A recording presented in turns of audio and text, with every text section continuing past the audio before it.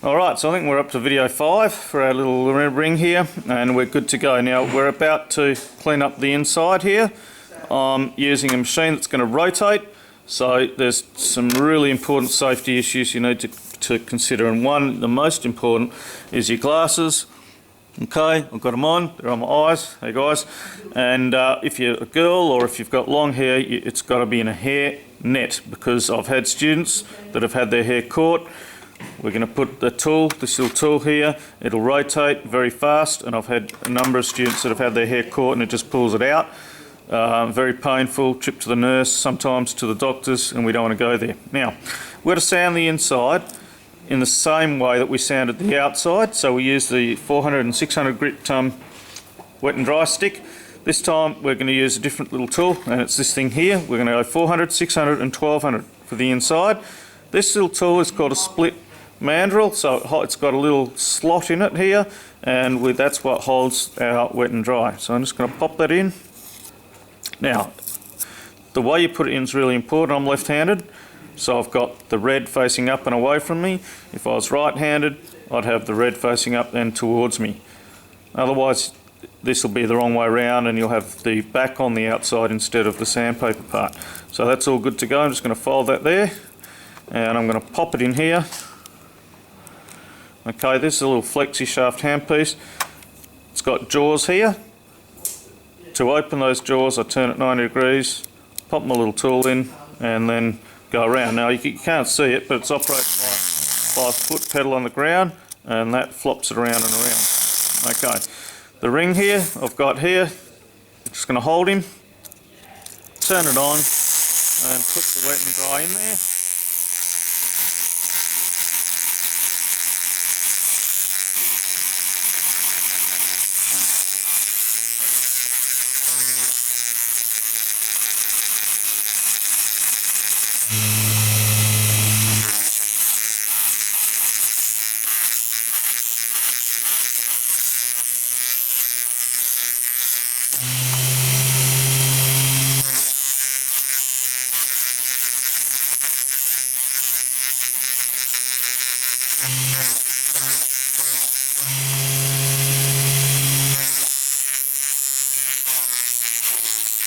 And I've got a nice standard join there.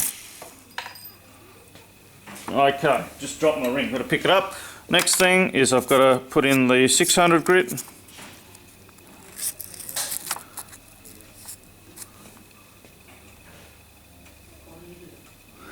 So what I'm going to do, yeah, I've got the 600 grit, same process, pop it in, put it around in there.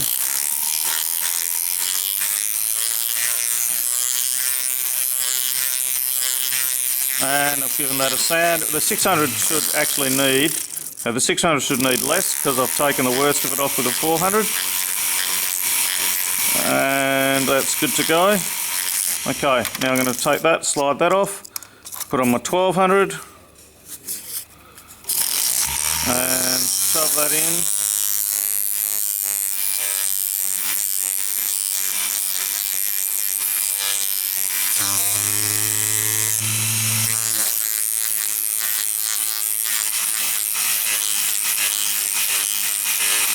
And as you can see, it's starting to look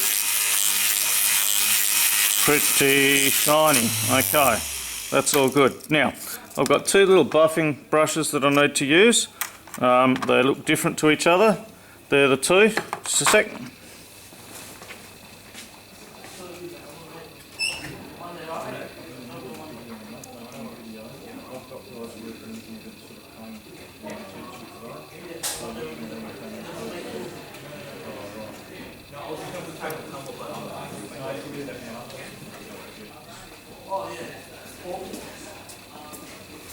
Okay, back to here. So now we've got to buff the inside here of this ring. Just going to zoom a little bit.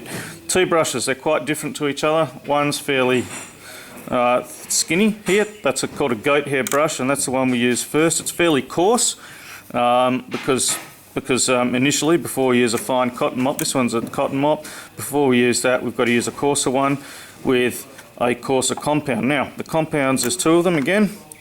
The brown we use with this goat hair brush, that's quite a rough, it's called a Tripoli compound. quite a rough, coarse compound.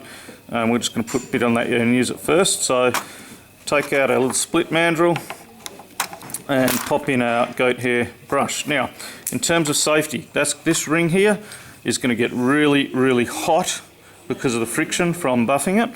So I've got a little clamp here that we've made up. There's two types I'll show you. This one here we've made up, it's got pins and it's got a little groove. The ring goes in the groove like that. We pop that over and that allows us to hold our ring securely. So they're homemade ones and they're really good. These are commercial ones here and it's just the same, you put it in the groove. The commercial ones allow you to hold a smaller ring. That's the advantage of them. Hold it in the thing like that and we're good to go. Now, got my compound here. I'm just going to have it slightly out of picture because I want to be able to zoom in to show you the actual buffing action. I'm going to use my homemade one. I prefer it. And I've got it nice and firmly like that. Beautiful. Got my compound ready. Got my glasses on. And now, with the Tripoli and the goat hair, we can afford to press really quite hard. You don't want too much compound on there. Okay, that's starting to look nice and shiny. So I'm going to rotate it a little bit further more around.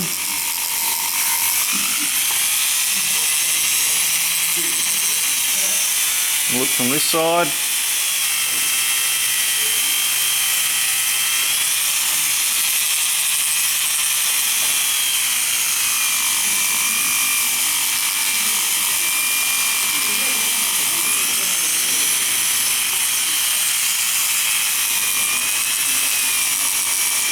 Okay, now just have a look at that.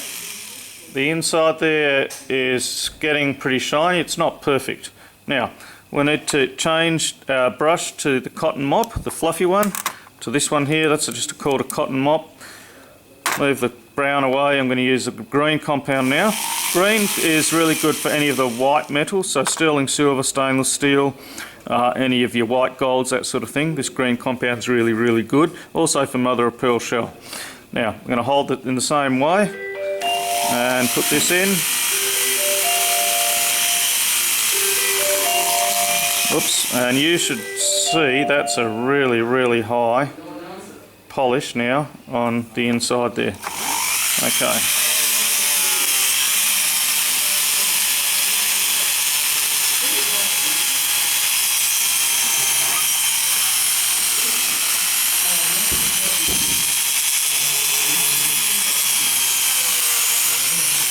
Okay, take it out.